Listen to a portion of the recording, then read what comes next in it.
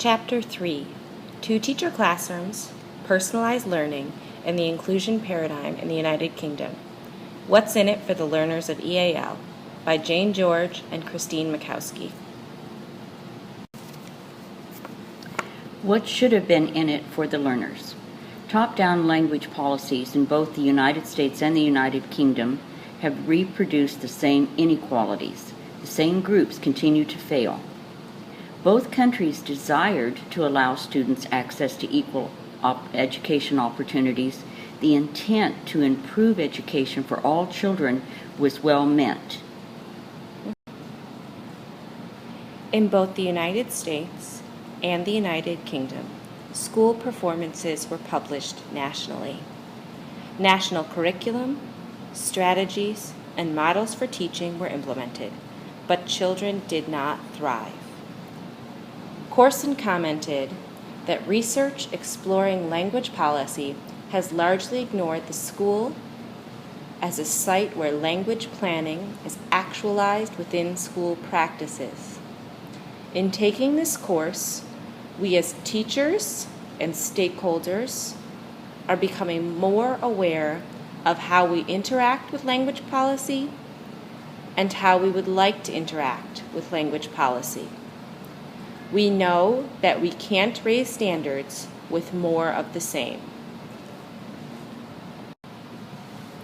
Language policy in education. Individually and collectively, teachers within their school community will operate policy according to their local contexts, their own experiences, and their own values, even where there is a strong element of statutory compliance.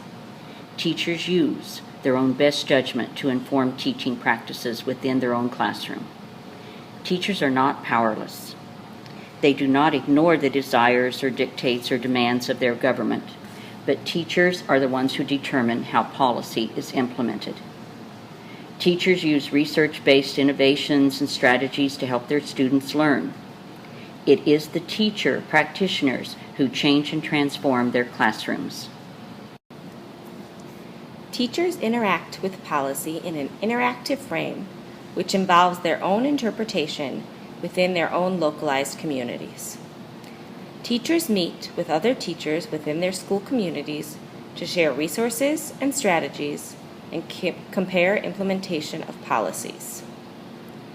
Teachers at Colegio Internacional Puerto La Cruz are an excellent example of teachers meeting with other teachers within their communities to share resources and strategies.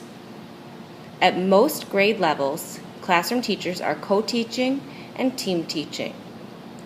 The ESL, reading, and technology specialists coach teachers to help them implement new strategies within the classroom.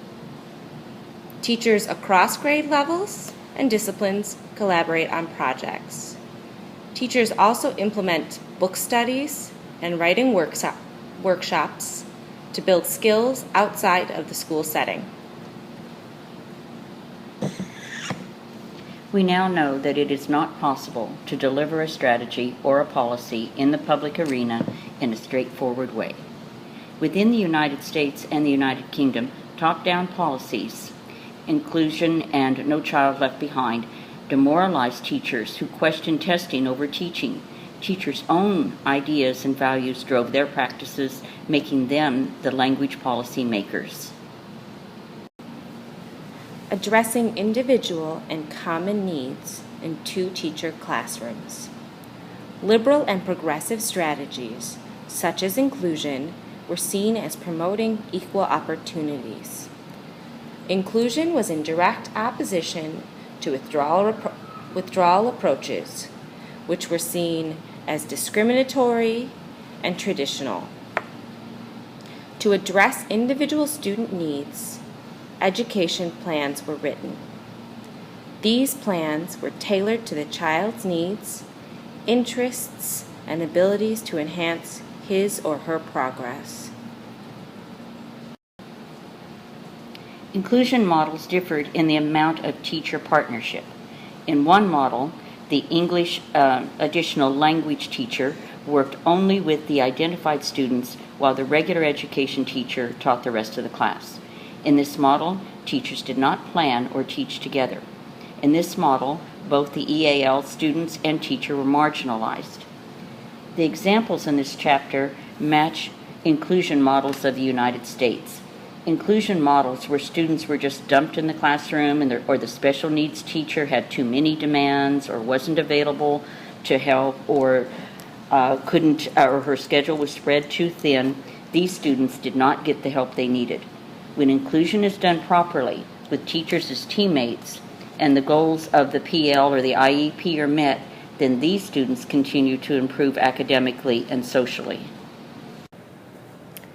The students and teachers in this photograph are demonstrating what Model 1 would look like in a typical classroom. One teacher is working with a large majority of students, while a second teacher is addressing a small group.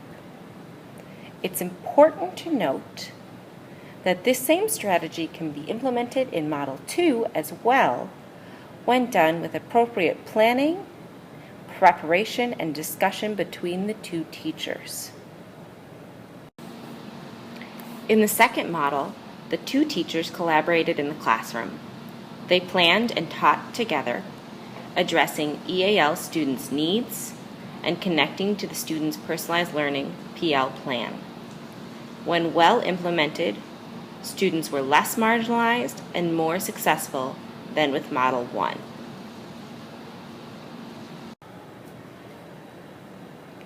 In this photograph, the same teachers and students are depicting Model 2. Both teachers are working with all of the students at the same time on the same lesson. It's important to note that both Model 1 and Model 2 can look similar in the classroom. In both models, teachers can access different strategies to teach lessons and promote language acquisition. The most important distinction is one that you will never see when students are in the classroom. It is the amount of preparation, collaboration, and teamwork happening between both teachers. Partnership teaching. The ideal approach to partnership teaching is for teachers to have time to plan together. Their goal is to work language learning into daily lessons. Both teachers work with all the students. Partnership teaching supports bilingual learners in all subjects. Discussion questions. Because the question is so long, we have used the acronyms.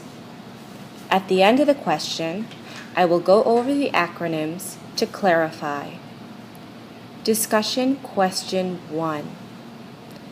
Identify the ways in which EAL, ESL, ELL, CLD, inclusion/push-in, pull-out/withdrawal, PL/IEP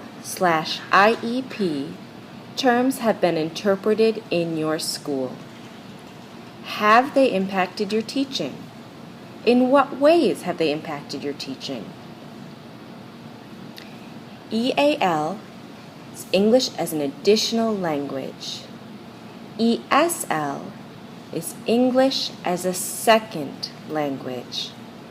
ELL is English language learner. CLD is culturally and linguistically diverse. Personalized learning, or PL, is used in the United Kingdom, while in the United States we use IEP, or Individual Education Plan. The second discussion question is asking you to focus on a classroom in which more than one adult works with the students, who are culturally and linguistically diverse. What approaches, methods, or strategies have you used successfully to improve language acquisition? Sources: Mencken and Garcia, 2010, and the Chapter 3, Crease, 2010, within Mencken and Garcia's 2010 Negotiating Language Policies in Schools. educators as policymakers.